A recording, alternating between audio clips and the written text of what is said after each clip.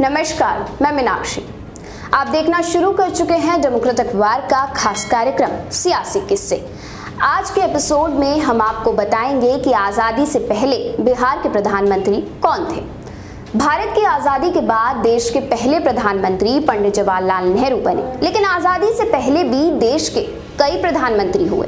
उनमें से पहले प्रधानमंत्री थे मोहम्मद यूनुस। ये बिहार के प्रधानमंत्री थे। अब आप सोच रहे होंगे कि बिहार में प्रधानमंत्री का पद कैसे। 1935 में ब्रिटिश पार्लियामेंट ने गवर्नमेंट ऑफ इंडिया एक्ट पारित किया था। इतिहासकार और खुदाबख्श ओरिएंटल पब्लिक लाइब्रेरी के पूर्व निदेशक प्रोफेसर डॉक्टर इम्तियाज अहमद बताते हैं, एक्ट में प्रधानमंत्री का पद नाम प्रांतीय सरकार के प्रधान के लिए था, लेकिन व्यवहार में वो पद वही था जो आज मुख्यमंत्री का है। इस एक्ट के तहत 1947 में भारत में प्रांत स्तर पर चुनाव हुए। इस चुनाव में बिहार सहित सभी प्रांतों में कांग्रेस की भारी बहुमत से जीत हुई। तब प्रांतीय सरकार में गवर्नर के हस्तक्षेप के सवाल पर कांग्रेस ने सभी जगह सरकार बनाने से इनकार कर दिया था। अहमद बताते हैं कि कांग्रेस के इनकार के बाद बिहार में मुस्लिम इंडिपेंडेंट पार्टी के मोहम्मद यूनुस ने सरकार बनाई। यूनुस के साथ और 3 लोग भी सरकार का हिस्सा बने, ये जिसमें 2 गैर मुस्लिम थे। 1 अप्रैल 1947 को वो बिहार ही नहीं सभी प्रांतों में प्रधानमंत्री पद की शपथ लेने वाले पहले शख्स बने। यूनुस 19 जुलाई 1947 तक अपने पद पर रहे।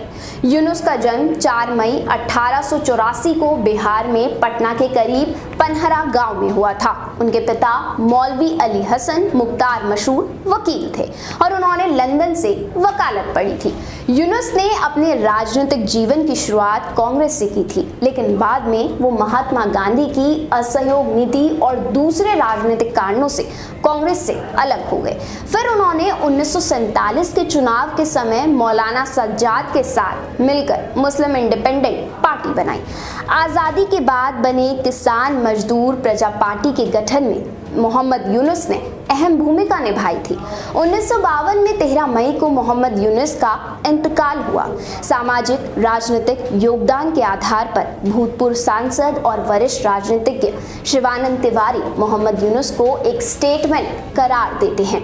शिवानंद कहते हैं, अपने 4 महीने के कार्यकाल में यूनुस ने आश्चर्यजनक कार्य किए। उन्होंने जमीन और किसानों की समस्याएं सुलझाने और कौमी एकता बनाने रखने में विशेष पहल की। साथ ही उन्होंने बिहार विधानमंडल और पटना हाईकोर्ट जैसी इमारतों की नींव भी रखी। एक वकील और राजनेता के साथ साथ यूनुस एक सफल उद्यमी, बैंकर और प्रकाशक भी थे। उनके द्वारा पटना में बनाया गया ग्रैंड होटल तब के बिहार का पहला आधुनिक होटल था। इसी होटल में एक हिस्से में मोहम्मद यूनुस रहा करते थे। साथ ही तब ये होटल उस दौर का महत्वपूर्ण राजनीतिक केंद्र हुआ करता था।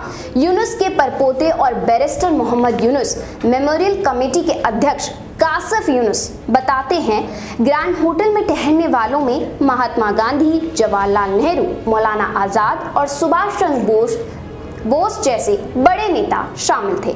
यूनुस के परिजनों और शिवानंद तिवारी जैसे राजनेताओं का मानना है कि आजाद भारत में खासकर सरकार के स्तर पर मोहम्मद यूनुस का वैसा सम्मान और पहचान उन्हें नहीं मिली जिसकी वो हकदार थे।